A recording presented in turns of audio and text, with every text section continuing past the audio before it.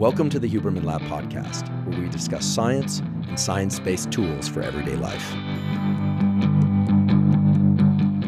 I'm Andrew Huberman, and I'm a professor of neurobiology and ophthalmology at Stanford School of Medicine. My guest today is Dr. Chris Palmer. Dr. Chris Palmer is a psychiatrist and researcher at Harvard University.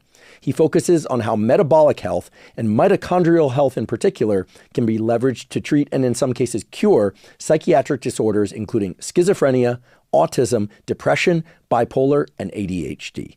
Today we discuss how metabolic health, something we hear a lot about nowadays, is really about mitochondrial health and the specific lifestyle and other factors that you can use to improve mitochondrial number and function.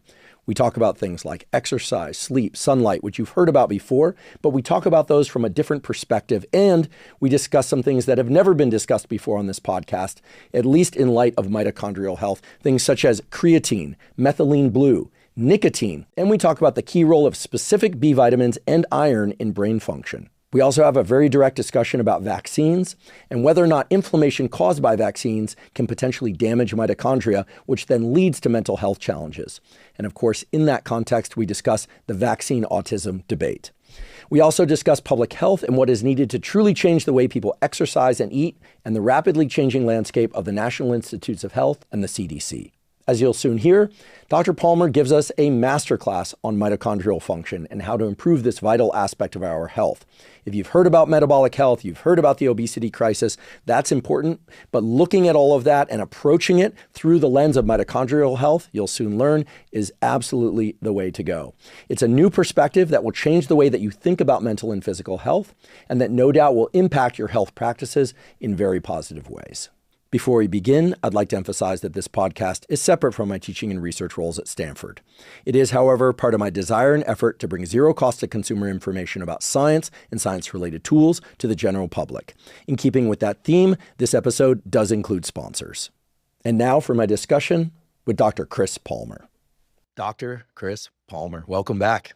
Thank you so much for having me back.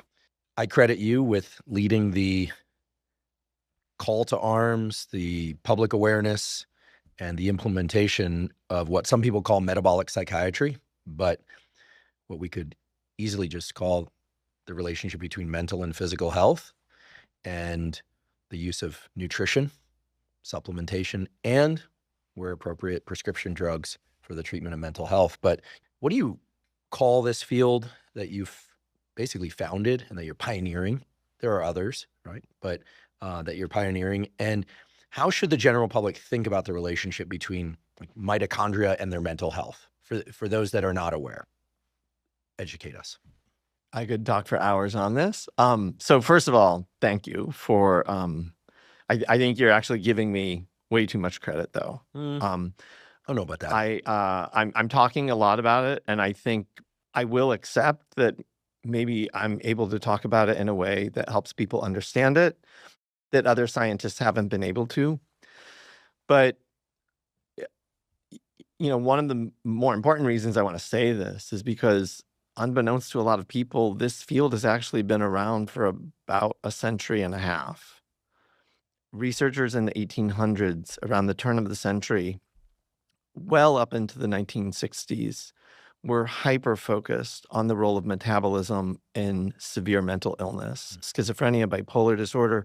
They were actually measuring levels of lactate and glucose and other kind of metabolic biomarkers in people with schizophrenia and bipolar disorder, documenting differences, really kind of honing in on these metabolic disruptions as potentially the cause of mental illness. And then our field lost its way. We became focused on neurotransmitters and assumed that they were the primary cause of mental illness, while other fields were focused on psychological and social factors. We got cognitive behavioral therapy. We still had psychodynamic psychotherapy, but people were doing research on adverse childhood experiences. That was really taking off, documenting that that's related. And so, the field kind of splintered into these biological, psychological, social camps. And people really hyper-focused in all of these ways. To me, this field of integrating metabolism with mental health, with physical health, is about unifying that whole story. It's about unifying and building on what these researchers 100 years ago were pursuing. It's about integrating the biological, psychological, and social camps. It's about putting it all together and stop being so reductionistic and simplistic to suggest that it's all biological or it's all psychological or it's all social, and that if it's one, it can't be the other. It can be all of them. And it's different combinations for different people. So in many ways, I'm just standing on the shoulders of giants who have done groundbreaking work to create the science that allows us to put this all together. With that said, I do firmly believe that we are on the cusp of a revolutionary change in the paradigm of the mental health field, of how we think about mental illness. You know, there are myriad biological things. The psychological and social things are all obvious and true. Yes, stress, trauma, loneliness, adverse childhood experiences, all of those things come together. Our field has long known that all of those things play a role in mental illness. Exactly which mental illnesses? It's essentially all of them. Every one of the labels in DSM-5 can be impacted by biological, psychological, and social factors.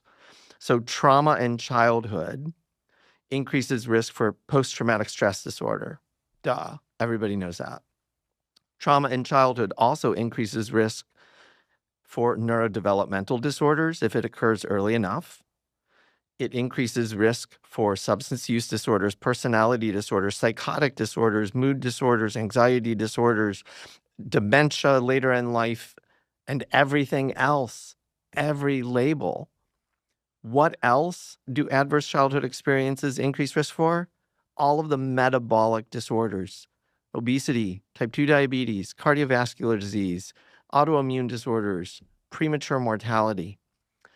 You know, we have statistics that, just sticking with that theme, adverse childhood experiences. If you have 6 or more adverse childhood experiences, compared to somebody who has no adverse childhood experiences, now that's a rare group, granted.